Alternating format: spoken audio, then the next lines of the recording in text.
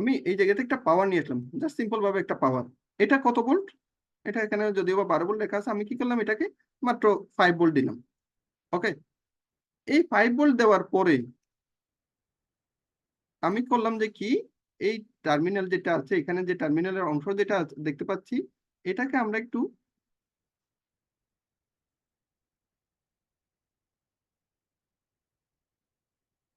ভুল হচ্ছে,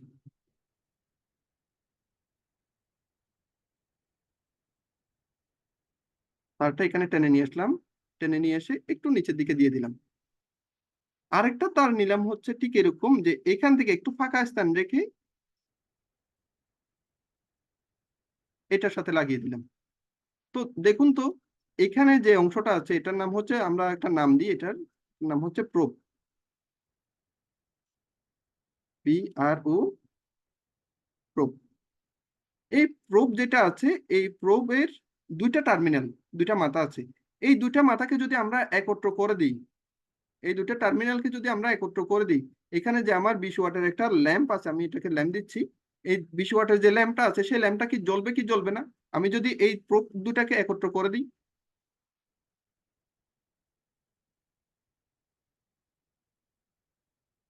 জ্বলবে। কারণ কি, এই যে 5 ভোল্টটা সোজাসুজি কি করতেছে, এদিক দিয়ে চলে যাচ্ছে আমার বেস রেজিস্টরে। তার যে পরিমাণে খাওয়ার, সে পরিমাণ খাওয়ার পরে 0.7 ভোল্ট কোথায় দিচ্ছে, আমার ডায়োড অংশে, মানে হচ্ছে ট্রানজিস্টরের অংশে দিয়ে দিচ্ছে। দ্যাটস ওয়াই আমার ল্যাম্পটা জ্বলবে।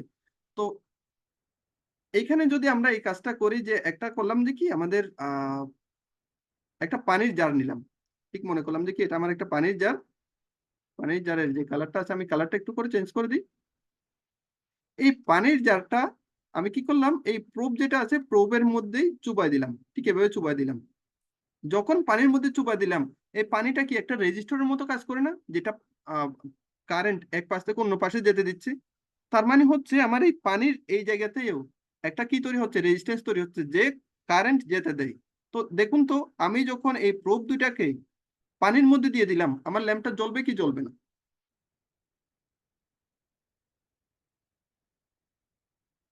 এক্স্যাক্টলি, এরকম করে যখন আমরা পানিতে দিচ্ছি, সেটা জ্বলতেছে। তারপর আমি যদি এটাকে সরাই ফেলি, তাহলে দেখা যাচ্ছে জ্বলতেছে না। আবার যখন পানিতে লাগাচ্ছি, জ্বলতেছে, পানি থেকে সরাই ফেলতেছি, জ্বলতেছে না। তো আমরা শুধুমাত্র এদিক দিয়ে যে ভোল্টেজটা যাচ্ছে, এদিক দিয়ে যে ভোল্টেজটা বেসে যাচ্ছে, সেটা হচ্ছে পজিটিভ ভোল্টেজ, 0.7 ভোল্ট, সেটা কিন্তু পজিটিভ ভোল্টেজ। সেটা আমি পানি দিয়ে দিই, লাইট সেন্সরের LDR দিয়ে দিই, টেম্পারেচার সেন্সরের থার্মিস্টর দিয়ে দিই, বা ওয়াটার সেন্সরের পানি দিয়ে দিই, যাই দিয়ে দিই না কেন, আমার ল্যাম্পটা কিন্তু জ্বলবে। এক্স্যাক্টলি, রুলসটা কিন্তু এটাই। শুধুমাত্র আপনারা লাইট সেন্সর ইউজ করেছেন, টেম্পারেচার সেন্সর ইউজ করেছেন, তারপরে ওয়াটার সেন্সর ইউজ করেছেন, ইনফ্রারেড রে সেন্সর ইউজ করেছেন, আইআর সেন্সর বা যেটাকে আমরা ফায়ার সেন্সরও বলে থাকি, এগুলো ইউজ করেছেন। সবগুলো কিন্তু এই নীতিতে চলতেছে, এবং আপনারা যে যে পরিমাণ টাস্কগুলো করেছেন, সবগুলা কিন্তু এই সিম্পল সার্কিটের উপর বেস করে করেছেন। আপনারা হয়তো বা তখন শিখেননি, কিন্তু এইখানে শিখতে পারতেছেন যে তার ভিতরে তার বেসিক কনসেপ্ট আসলে কি কি ছিল, ঠিক এই কনসেপ্টের উপর বেস করেই ছিল। তো এখানে আমার যে কারেন্ট যাওয়ার যে প্রবণতাটা আছে, এখান থেকে যে কারেন্টটা যাবে, সেটা এই প্রোব দুটাকে যত বেশি দূরে সরাবেন, এই প্রোব দুটাকে যত বেশি দূরে সরাবেন, এদিক দিয়ে কারেন্ট যাওয়ার পরিমাণটা তত কমতে থাকবে। আবার বলতেছি, এই প্রোব দুটা যত বেশি দূরে দিবেন, তাদের মধ্যকার কারেন্ট যে খেয়ে ফেলবে বা রেজিস্ট্যান্সের মানটা তত বাড়তে থাকবে। এখন যত দূরে সাধারণত যে কি, আহ, যত বেশি দূরত্ব হবে, তত বেশি সম্পর্কের চিহ্নটা বাড়বে, এটা অস্বাভাবিক কিছু না। কারেন্টের ক্ষেত্রেও সেম।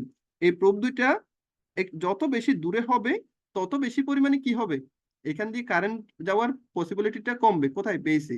তো দ্যাটস ওয়াই দেখবেন যে কি, অনেক সময় বেশি পরিমাণে যদি দূরে থাকে, আহ সেক্ষেত্রে আমাদের লোডটা কাজ নাও করতে পারে।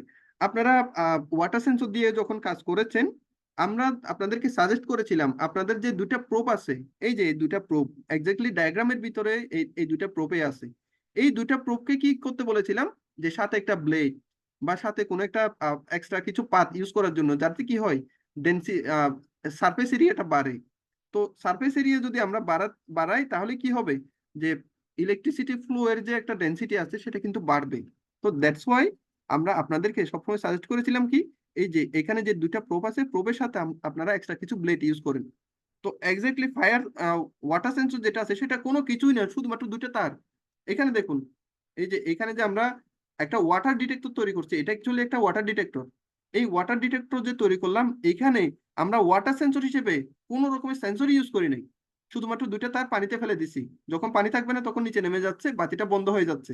আবার যখন পানির সংস্পর্শে আসছে তখন সাধারণত বাতিটা জ্বলে উঠছে। তো এক্সাক্টলি এরকম যদি কনসেপ্ট গুলো, বেসিক কনসেপ্ট গুলো যদি আপনাদের মুখস্থ থাকে বা শেখা থাকে, আপনারা দেখা যাচ্ছে যে কি আপনাদের কোনো কারণে দেখা যাচ্ছে ওয়াটার সেন্সরটা নষ্ট হয়ে গেছে, আপনারা কিন্তু এখানে কাজে লাগাই দিতে পারবেন। তো অনেক রকমের ফর্মুলা আছে, আমরা ধীরে ধীরে যখন সামনে যাব তখন বুঝতে পারবো।